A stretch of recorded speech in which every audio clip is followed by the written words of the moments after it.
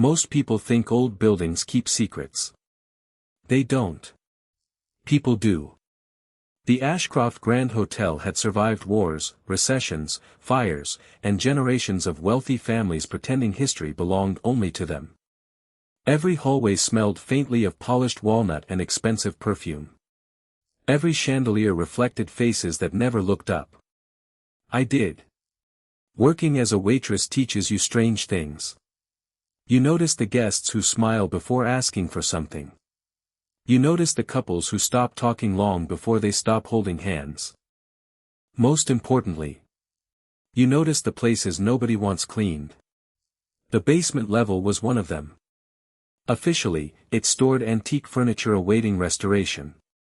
Unofficially, employees joked that even the dust had signed non-disclosure agreements. I laughed along. Until the morning everything changed. The hotel was preparing for a private acquisition meeting. Investors from 3 countries. Law firms. Architects. Security consultants. Everyone wanted one thing. A steel safe hidden behind the original wine cellar wall. Built in 1968. No manufacturer. No surviving blueprints.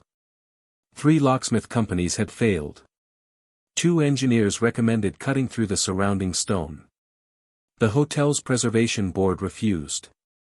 It stays intact, they insisted. Or it stays closed. My supervisor rushed past carrying silver serving trays. Zoe. We're short downstairs. I'll help. I wasn't hired to organize archives.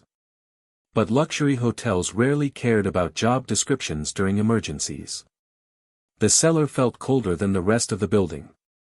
Moist air drifted through old limestone walls. Electric work lights cast long shadows across stacks of forgotten crates. The safe stood alone.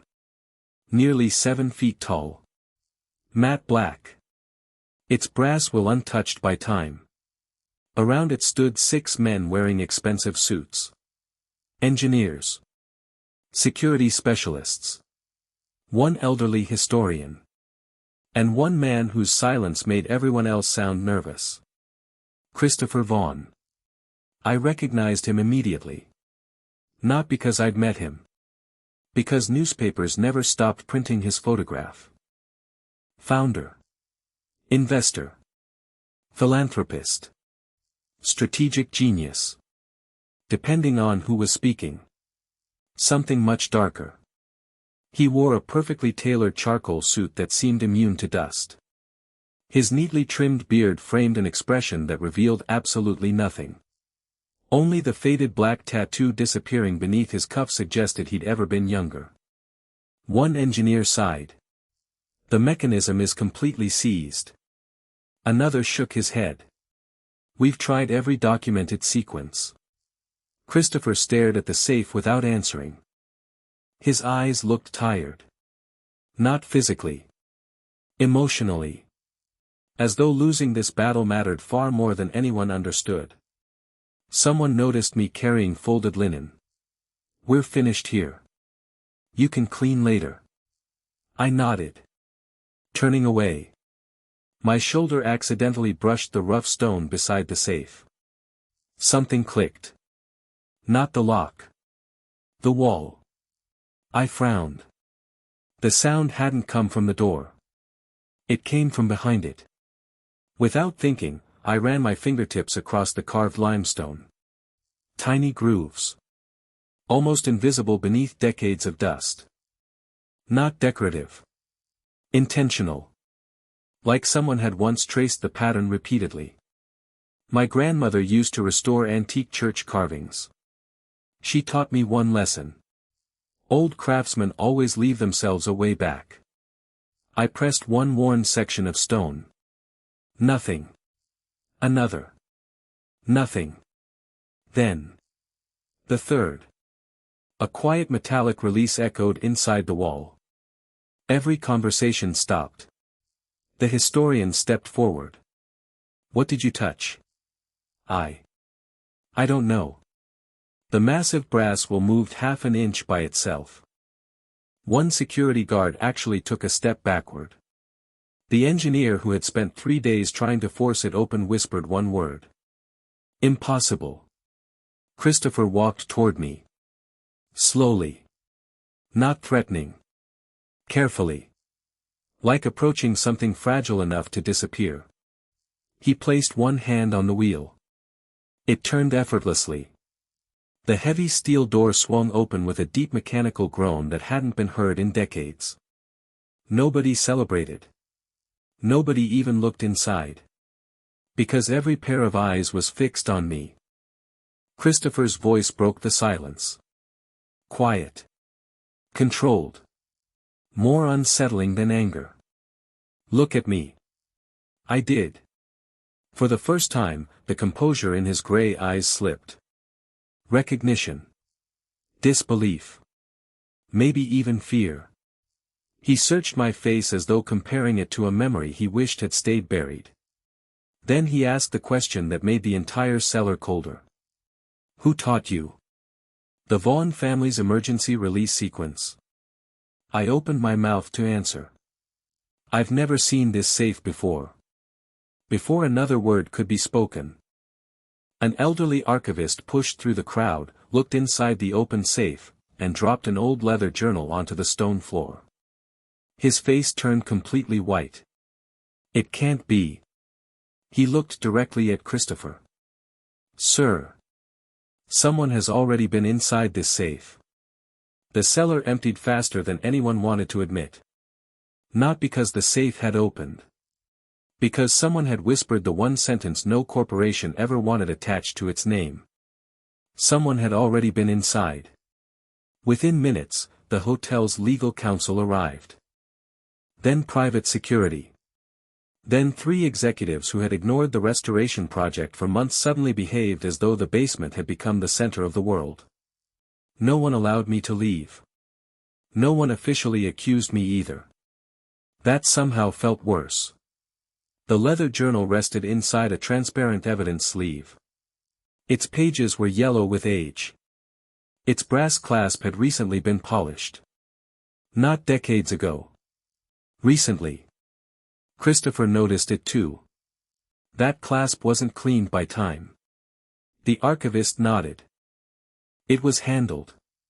Within the last few years. Every conversation stopped again.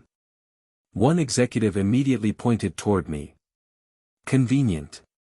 Another folded his arms. She touches the wall. The safe opens. We discover signs of recent access. He didn't need to finish the accusation. Everyone else completed it for him. I stood perfectly still.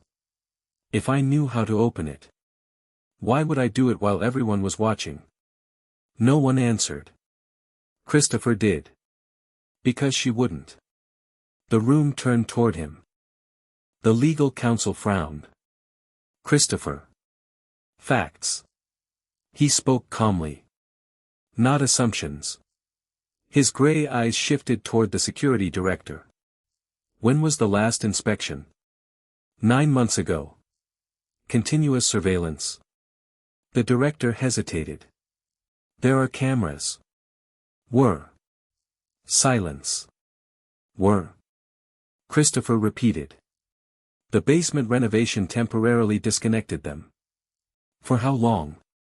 Another hesitation. 17 days. The answer landed like broken glass.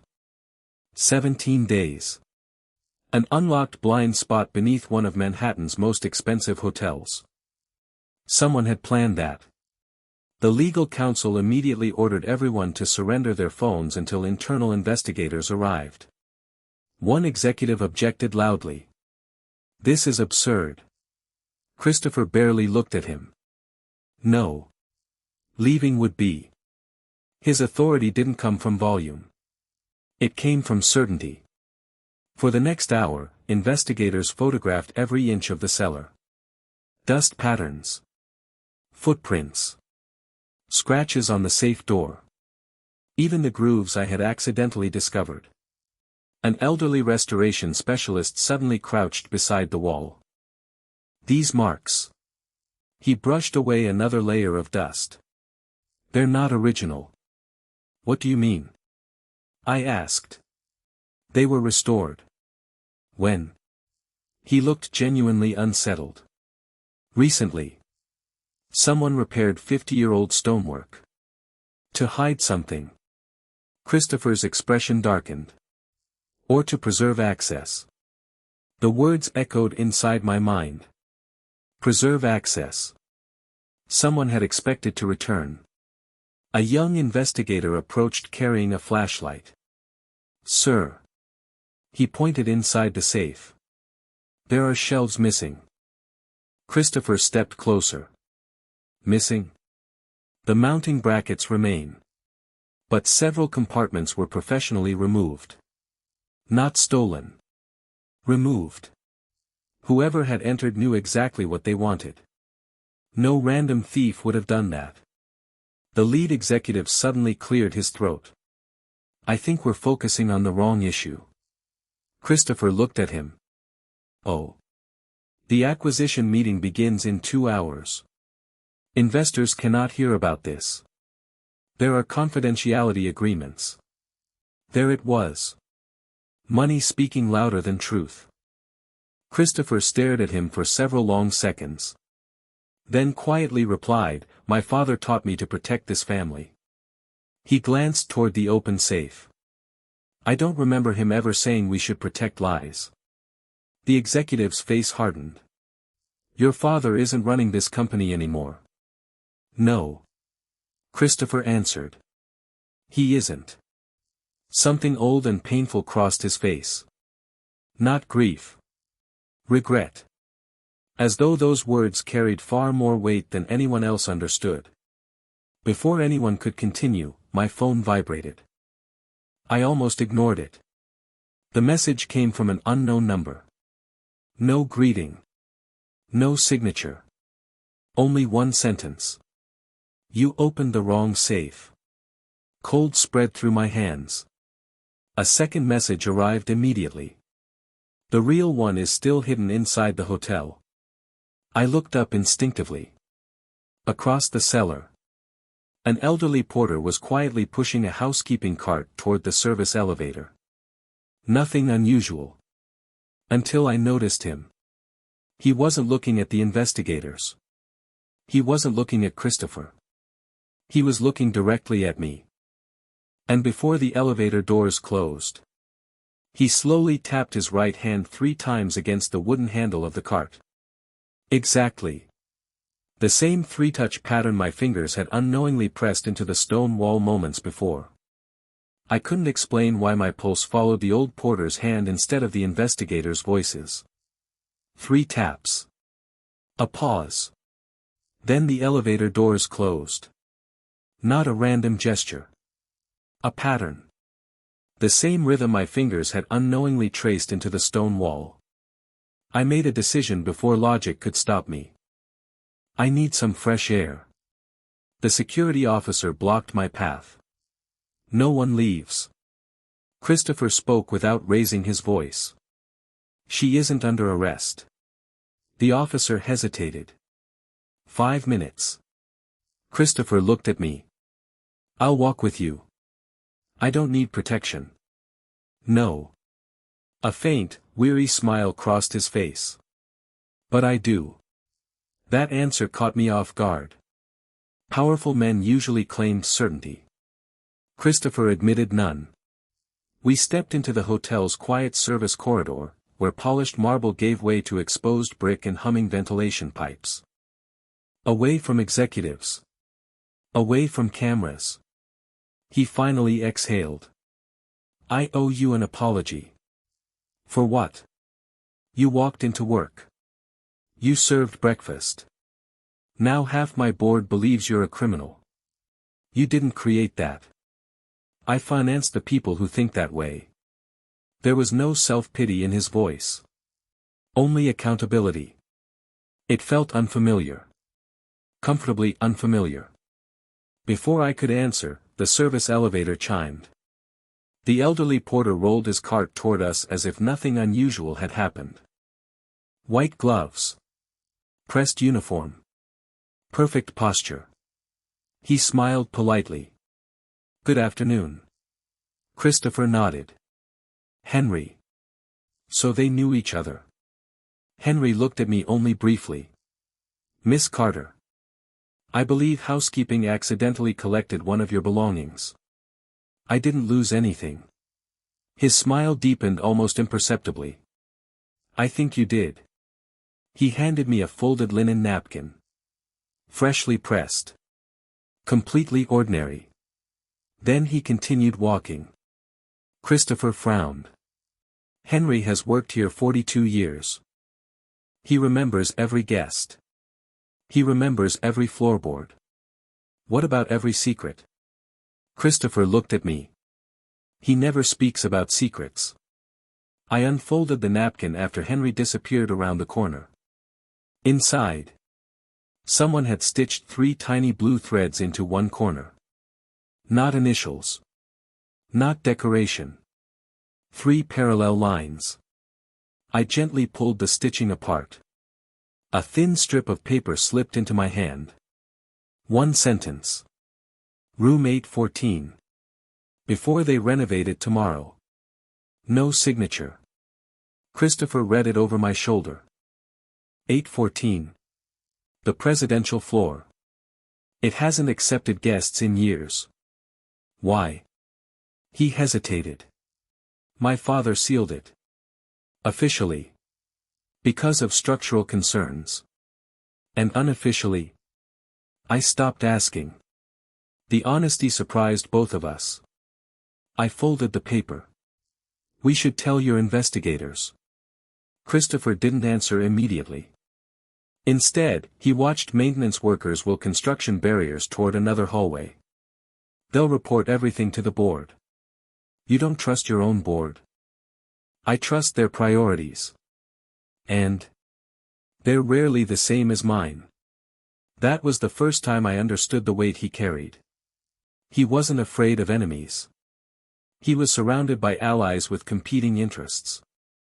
Our conversation ended abruptly when hotel manager Linda Brooks hurried toward us, visibly shaken. Christopher. The acquisition committee wants everyone upstairs. Now. She turned to me. And Zoe.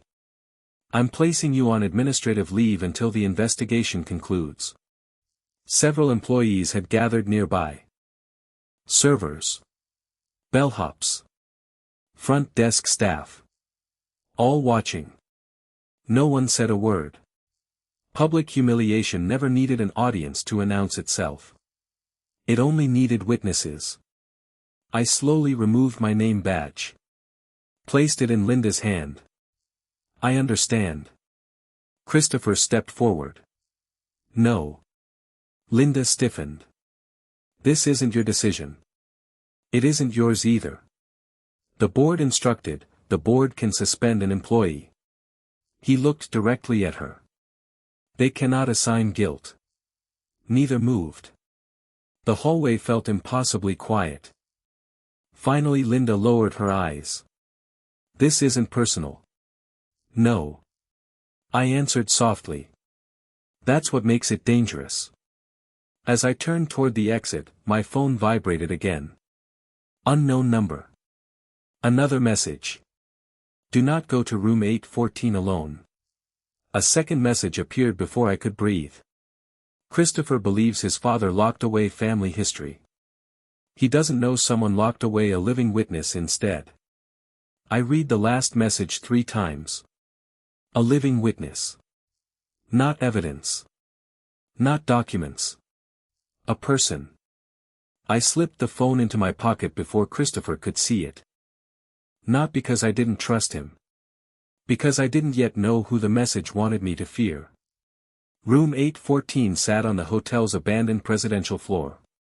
Officially closed for 12 years. Tomorrow morning, contractors would begin tearing out its original walls. If someone had hidden something there. Time was running out. Christopher checked his watch. The acquisition meeting starts in 20 minutes. So go. He looked at me. I don't think that's where I'm needed. You own this place. A faint smile crossed his face. No. I inherited responsibility. Ownership is something else. That answer lingered longer than I expected. He turned toward the elevators. Come with me. I'm suspended. You still know this hotel better than my attorneys. We entered the private executive elevator. No music. No mirrors. Only polished steel reflecting two strangers forced onto the same side of a mystery. Halfway up, Christopher suddenly spoke. When I was 14.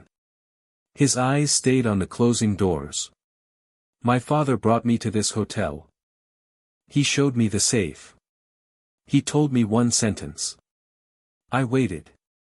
If you ever open it, make sure you're prepared to hate someone. The elevator fell silent again. You never asked what he meant. I was afraid he'd answer. The honesty caught me off guard. For the first time, Christopher Vaughn didn't resemble the man magazine covers celebrated. He looked like a son who had spent 20 years avoiding one conversation. The elevator stopped. Floor 8. The hallway felt untouched by time. Dust rested on crystal wall sconces. Velvet wallpaper had faded into muted gold. Every suite door remained locked except one. Yellow renovation tape stretched across the entrance. A construction notice read, "Demolition begins, 8 a.m. Christopher peeled away the tape. The door didn't move. Electronic lock. Dead battery. No power, he muttered. I looked closer. The brass handle showed faint scratches. Recent ones. Someone had tried entering. Not long ago. Christopher called security. No answer. Again. Voicemail. That's unlike them. I crouched beside the doorframe. Old hotels always fascinated me. Their builders rarely wasted craftsmanship. The carved oak molding surrounding room 814 matched the cellar stonework. 3 tiny grooves. Almost invisible. My pulse quickened. Again. 3. Not random. I touched the first groove. Nothing. The second. A soft vibration. The third. A hidden magnetic latch released somewhere inside the wall. Christopher stared at me. How do you keep doing that? I honestly don't know. The electronic lock clicked. The heavy door drifted open by itself. Cold air escaped the dark room. Not stale. Conditioned. Someone had maintained it. We stepped inside. Furniture remained covered beneath white sheets. A grand piano gathered dust near the window. An untouched dining table still held silverware wrapped in yellowed napkins. It didn't feel abandoned. It felt paused. Christopher slowly walked toward the fireplace. I haven't been here since. He stopped speaking. Since when? My mother's funeral. The words barely escaped him. Before I could ask why, movement caught my eye. A wheelchair. Tucked neatly inside the adjoining sitting room. Its tires looked clean. Recently cleaned. Christopher noticed it too. His face lost all color. No. He whispered. That's impossible. A kettle suddenly whistled from somewhere deeper inside the suite. Not old steam trapped in pipes. Fresh. Someone had just boiled water. Neither of us moved. Then an elderly voice echoed from behind the closed bedroom door. Calm. Clear. I wondered how long it would take. Before one of Arthur Vaughn's children finally stopped fearing locked doors. Christopher's breathing stopped.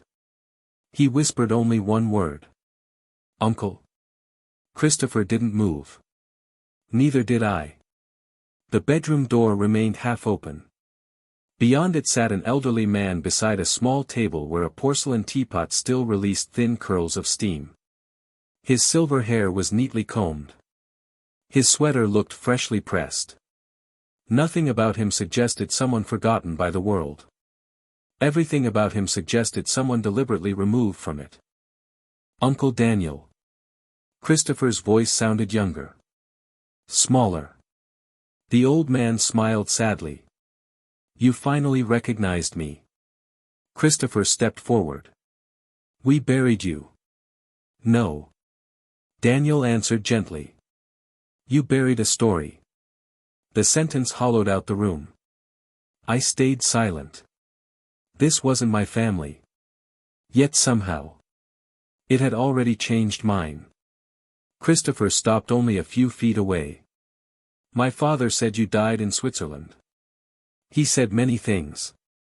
Daniel motioned toward the chairs. Sit. Neither of us argued.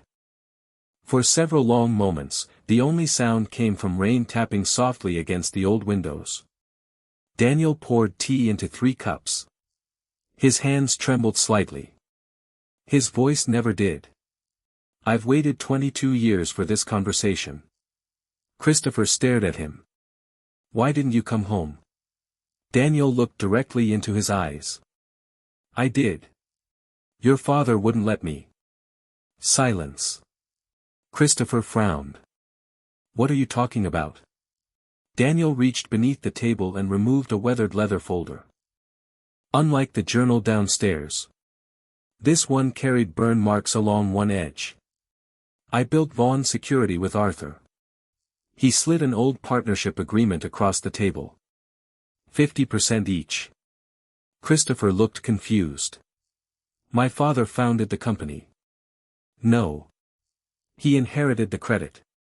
Daniel's words carried no anger. Only exhaustion. We were partners. We dreamed together.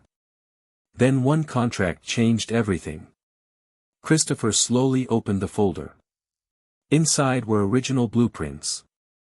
Signed by both men. Letters. Financial records. Photographs. Every document contradicted the history he had grown up believing. This. He struggled to speak. Can't be real. Daniel nodded toward me. Ask the young woman. Christopher looked at me. I restore historical buildings. I answered quietly. Old paper. Ink. Aging. Those documents weren't manufactured recently. They're authentic. Christopher lowered his head. For the first time since I'd met him. He looked completely defenseless. My entire career. He whispered. Was built protecting my father's legacy. Daniel's eyes softened. That's why I stayed hidden. Christopher looked up sharply. You chose this? No. I accepted it. There's a difference. Before Christopher could answer, Daniel continued. Arthur didn't imprison me. He offered me a choice. Christopher stared in disbelief. What choice? If I disappeared, the company would survive. If I fought him publicly, thousands of employees would lose everything. The room fell silent again. No villain. No kidnapping. No chains. Only an impossible decision. Daniel had sacrificed his own life to protect people who would never know his name. Christopher shook his head. He stole your future. Daniel smiled sadly. I gave it away. They're different things. The words shattered something inside Christopher. He stood abruptly and walked toward the rain-covered window. I hated people for less than this. His reflection stared back at him. I threatened competitors. I ruined careers. I believed strength meant never surrendering. He laughed once. A broken sound. The strongest man in my family was the one who disappeared. I watched him carefully. He wasn't grieving the company. He was grieving the man he might have become if someone had told him the truth years earlier. Daniel turned toward me. Zoe. Do you know why you opened the safe? I slowly shook my head. He smiled. Because your grandmother carved the emergency releases throughout this hotel. I blinked. What? Margaret Carter. The master restoration artist. She refused to let future generations lose history. He reached into the leather folder and carefully unfolded a faded black and white photograph. A young woman stood beside unfinished stone walls. Hammer in one hand. Blueprints in the other. She looked unmistakably familiar. The same eyes. The same smile. My grandmother. Standing beside. A young Daniel Vaughn. And Arthur Vaughn. Working together. Christopher stared at the photograph. Then at me. Neither of us spoke. Daniel quietly placed one final sealed envelope onto the table. I've protected this longer than I should have. The truth belongs to both of you now. Christopher reached for it. Before his fingers touched the envelope. The lights throughout Suite 814 suddenly went dark. Emergency alarms echoed through the abandoned floor.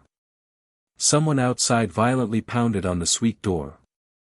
Then a voice shouted, "Fire department. Everyone inside, evacuate immediately." Daniel closed his eyes. They've come for the documents. The pounding on the door grew louder. Fire department. Open immediately. Christopher didn't move. Neither did Daniel. Only I looked toward the smoke detector. No flashing light.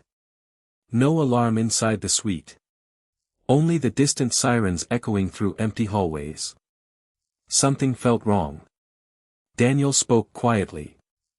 Real firefighters never announce themselves before checking for smoke. Christopher understood instantly. They're buying time. No, Daniel replied. They're stealing it. Another violent bang shook the door. We're entering. Christopher reached for the handle. I caught his wrist. Wait. He looked at me. I pointed upward. The old brass sprinkler pipe above the doorway remained dry. No pressure. No heat. No activated system. If there were a fire, this room would already know. For a second, he simply stared at me. Then slowly stepped away from the entrance. Outside, someone struck the door again. Harder. Christopher lowered his voice. How many exits? Daniel nodded toward the fireplace. One. Christopher frowned. There isn't, there is now. Daniel pushed aside an antique bookcase with surprising familiarity. Behind it stood a narrow oak door almost invisible within the paneling. I hoped we'd never need it again. We entered a forgotten maintenance passage hidden between the hotel's original walls. Bare brick. Iron pipes. Dust untouched for decades. Daniel moved carefully but confidently. My grandfather designed these corridors. So staff could repair the building without disturbing guests. Christopher walked beside him in silence. Finally he asked the question that had haunted him for years. Did my father ever regret it? Daniel didn't answer immediately. Instead, he handed Christopher the sealed envelope. He regretted waiting. Christopher looked down at the familiar handwriting on the front. For Christopher. Open only when you stop defending me and start questioning me. His hands trembled. Not from fear. From grief arriving 20 years too late. I can't. Daniel smiled gently. You already have. Christopher broke the seal. Inside was only one handwritten letter. No legal language. No business instructions. Just a father's confession. Christopher, if you are reading this, someone finally loved you enough to tell you the truth instead of protecting my reputation. I built an empire. Daniel built the foundation beneath it. I convinced myself silence would preserve our family. It only preserved my shame. Do not inherit my fear. Inherit my apology. Christopher stopped reading. His breathing became uneven. I spent half my life trying to become him. Daniel rested a hand on his shoulder. Now spend the other half becoming yourself. Before anyone spoke again, voices echoed through the hidden corridor. Not from behind. Ahead. Flashlights swept across the darkness. Someone else knew about the passage. Christopher instinctively moved in front of Daniel. I noticed something the others missed. Fresh construction dust covered the floor. Except for one narrow strip beside the left wall. Untouched. No. I whispered. What? Don't step there. Christopher froze. The flashlight beams came closer. I knelt and brushed away loose dust. A thin brass pressure plate emerged beneath centuries-old stone. Part of the original security system. Someone had reset it. Christopher looked at me. How did you see that? My grandmother taught me. Old builders always hide danger where impatient people walk. We carefully stepped around the mechanism. The men chasing us didn't. A sharp metallic click echoed through the corridor. Steel security shutters crashed down between us and the approaching lights. Shouts erupted behind the barrier. They were trapped. We weren't. Christopher looked at me with something I'd never seen before. Not admiration.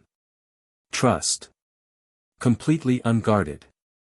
As we emerged into an abandoned archive room on the opposite side of the hotel, Daniel quietly smiled. I wondered whether history would choose the right person. I frowned. What do you mean? He looked directly at me. I didn't send you the messages. Silence. Christopher slowly turned toward him. If you didn't. Daniel's smile disappeared. Then someone else has been protecting both of you from the beginning. At that exact moment, my phone vibrated again. One final anonymous message appeared. The second safe was never made of steel. It has been Christopher's heart all along. The anonymous message stayed on my screen long after the words stopped feeling like letters. The second safe was never made of steel. Christopher read it without asking. He didn't question who had sent it. He only whispered, I think they're right. The man who had spent years controlling billion-dollar negotiations suddenly sounded uncertain. Not weak. Human. Daniel quietly closed the archive room door behind us. The old hinges groaned beneath decades of dust. We have perhaps 20 minutes, he said. After that, they'll search every service corridor. Christopher looked toward the stack of folders Daniel had carried from Suite 814. We should call the police. Daniel slowly shook his head. And tell them what? That your father lied. That I disappeared willingly. That anonymous messages led a waitress through secret passages. He wasn't mocking Christopher. He was reminding him that truth without evidence often sounds like fiction. I walked toward a long oak worktable covered with faded architectural drawings. Most were restoration plans. One blueprint caught my attention. Not because of the building. Because of the handwriting. Small pencil notes crowded the margins. Measurements. Corrections. Observations. The handwriting looked painfully familiar. My grandmother. I whispered. Christopher stepped beside me. You're sure? I nodded. When I was little, she labeled every recipe card exactly like this. Same slant. Same looping capital letters. Same habit of underlining measurements twice. Daniel smiled. Margaret refused to leave anything unfinished. Christopher carefully unfolded another drawing beneath it. An original renovation proposal dated 31 years earlier. At the bottom. 2 signatures. Arthur Vaughn. Margaret Carter. Christopher frowned. My father hired your grandmother personally. Why? Daniel answered instead. Because Arthur trusted only one person to preserve what mattered. Christopher looked confused. I thought he wanted history buried. He wanted one chapter buried. Daniel corrected him softly. Not the entire book. The distinction struck Christopher harder than any accusation. For years he had divided people into allies and enemies. Heroes and traitors. Right and wrong. Now every answer seemed to exist somewhere in between. His shoulders slowly lowered. I've spent my life defending certainty. He laughed quietly. There never was any. I watched him for a long moment. Maybe certainty isn't what people need. What do they need? The courage to keep looking after they stop liking what they find. He met my eyes. Not with admiration. With gratitude. I've surrounded myself with experts. He said it almost to himself. Lawyers. Consultants. Security. They all solved problems. He paused. You ask better questions. No one had ever spoken to me that way. Not because I was special. Because he had finally learned to listen. The silence broke when Daniel unfolded the final document. This is why they came. It wasn't another contract. It was a handwritten agreement. Unsigned. Across the top were the words, the Ashcroft Legacy Restoration Charter. Beneath them, Arthur Vaughn's unfinished note. When the hotel no longer belongs to fear, transfer ownership to an independent historical trust protected by the Carter Restoration family and the Vaughn Foundation together. Christopher stared at the page. My father. Daniel nodded. He intended to correct everything. He simply waited too long. The weight of those words settled over all three of us. Regret wasn't always choosing evil. Sometimes. It was choosing tomorrow until there were no tomorrows left. Before anyone could speak again, footsteps echoed beyond the archive door. Not rushed. Measured. Someone stopped outside. A key turned slowly inside the old lock. Christopher instinctively reached toward the documents. I reached toward his hand. No. He looked at me. If we hide the papers, they'll spend the rest of their lives chasing them. The lock clicked. The door began to open. Standing on the other side wasn't security. It wasn't the board. It wasn't the police. It was Henry. The elderly porter. Still wearing spotless white gloves. He looked directly at Christopher. Then quietly removed his employee name badge. Underneath it, pinned to his jacket, was an old brass hotel emblem that had disappeared from the Ashcroft Grand more than 40 years earlier. Henry smiled gently. I believe. It's finally time I explain why I was the one sending the messages. Henry closed the archive room door behind him with the quiet confidence of someone who had spent a lifetime protecting things no guest ever noticed. I suppose introductions are overdue. Christopher stared at the faded brass emblem pinned beneath Henry's uniform. I've never seen that badge. You weren't meant to. Henry carefully removed his white gloves. His hands were rough. Scarred. The hands of a craftsman rather than a porter. I wasn't hired to carry luggage. I stayed to carry promises. Daniel smiled for the first time. I wondered how long you'd keep pretending. Henry chuckled softly. Long enough. He reached into his coat and placed a brittle leather notebook beside the blueprints. The cover bore the Ashcroft crest. Inside, every page contained handwritten inspection reports stretching back 43 years.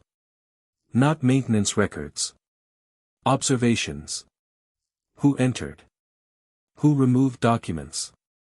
Who repaired hidden passages? Who lied? I became caretaker after Margaret Carter retired. Henry looked at me. Your grandmother trusted very few people. You were one of them. My throat tightened. You knew her. I worked beside her. She believed buildings remembered everything.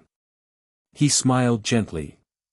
And she believed people deserved the chance to remember before history judged them. Christopher slowly turned another page. Several entries mentioned Arthur Vaughn visiting secretly long after Daniel had disappeared. He came back. Henry nodded. Almost every month. Always alone. He'd sit in suite 814 for hours. Sometimes he cried. Christopher lowered his eyes. I never saw him cry. He never allowed you to. Silence settled over us. The myth of Arthur Vaughn was dissolving. Not into innocence. Into humanity. Henry pointed toward one final notebook entry dated 3 weeks before Arthur's death. Readiness remains uncertain. Christopher still protects his father's reputation. Not yet prepared for the truth. Signed. H. G. Christopher looked up. You were waiting for me? No. Henry answered quietly. I was waiting for the man your father hoped you would become. Before Christopher could respond, voices echoed through the hidden corridor. This time they were unmistakable. Board members. Security. Someone had found the passage. Henry looked toward the door. They're early. Daniel stood slowly. We can't keep running. Christopher carefully gathered every document. Then stopped. He looked at me. What would you do? The question surprised everyone.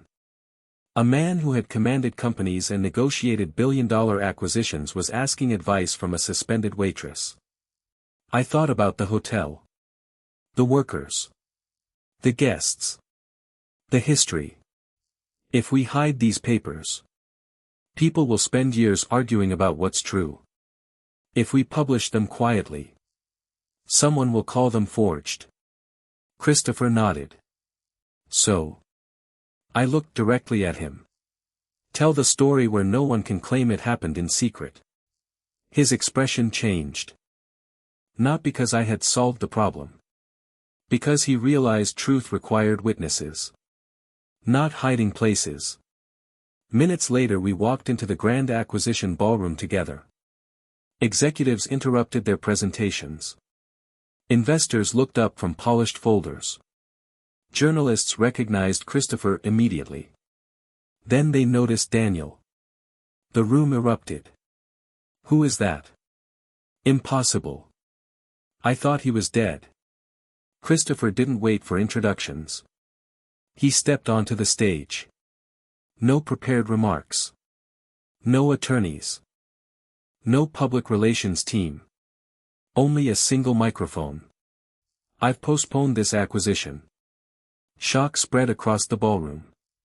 The chairman stood abruptly. You don't have unilateral authority. Christopher calmly handed him the original partnership agreement. I don't. But the truth does. One by one, he placed Arthur's letter. The restoration charter. The notebooks. The photographs.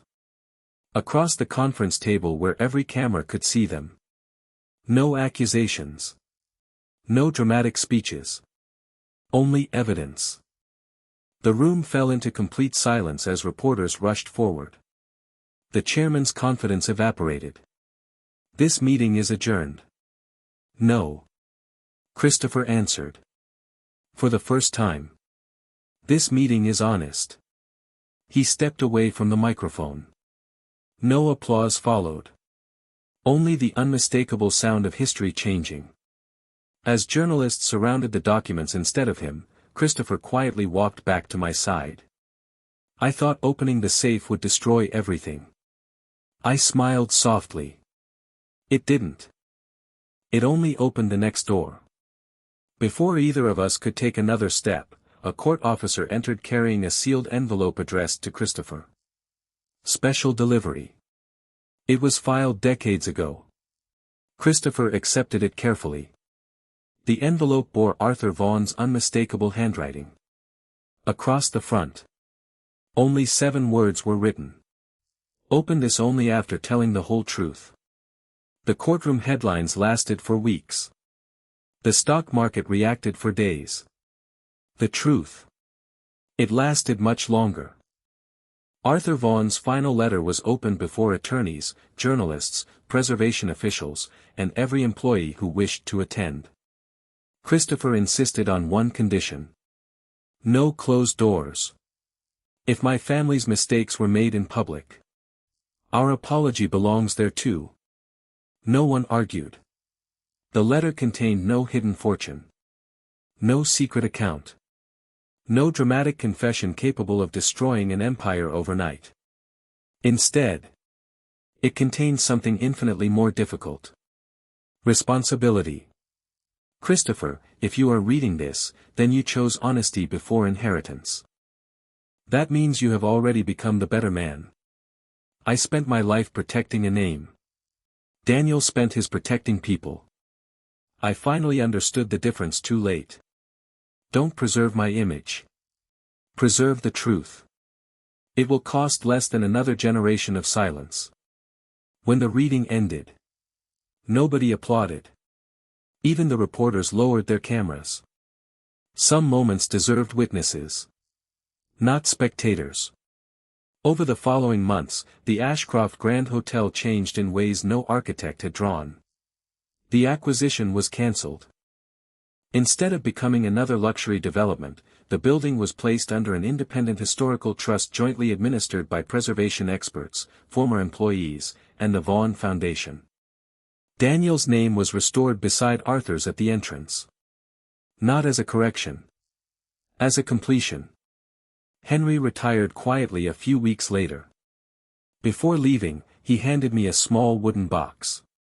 Inside lay my grandmother Margaret's original restoration tools. A folded note rested beneath them.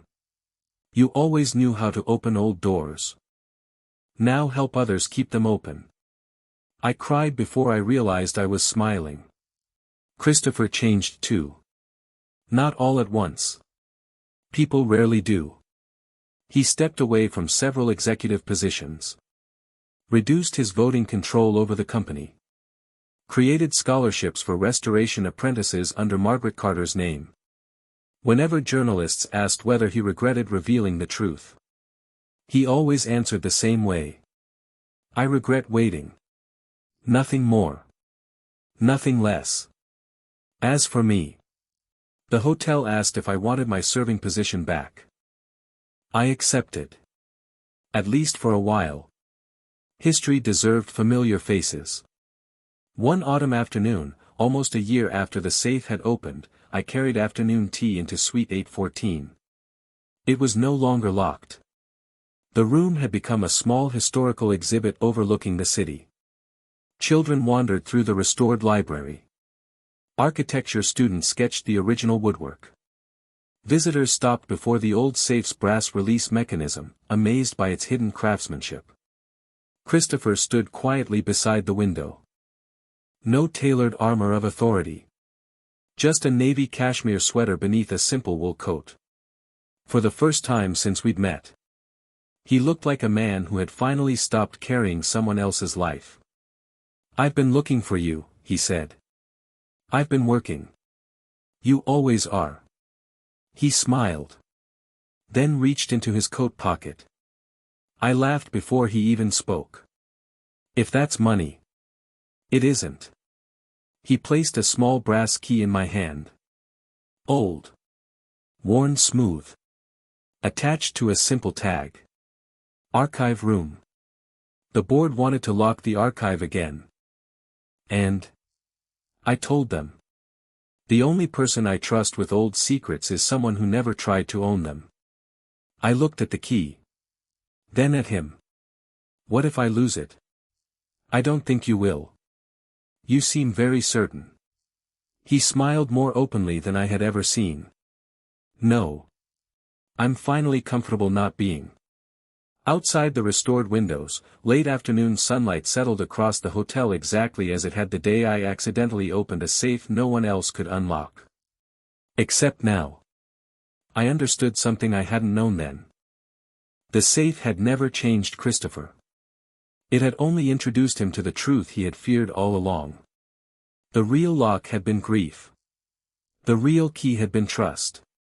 And the greatest treasure hidden inside the Ashcroft Grand was never an empire, a fortune, or a family secret. It was the courage for two strangers to choose honesty over comfort. Until they were no longer strangers at all.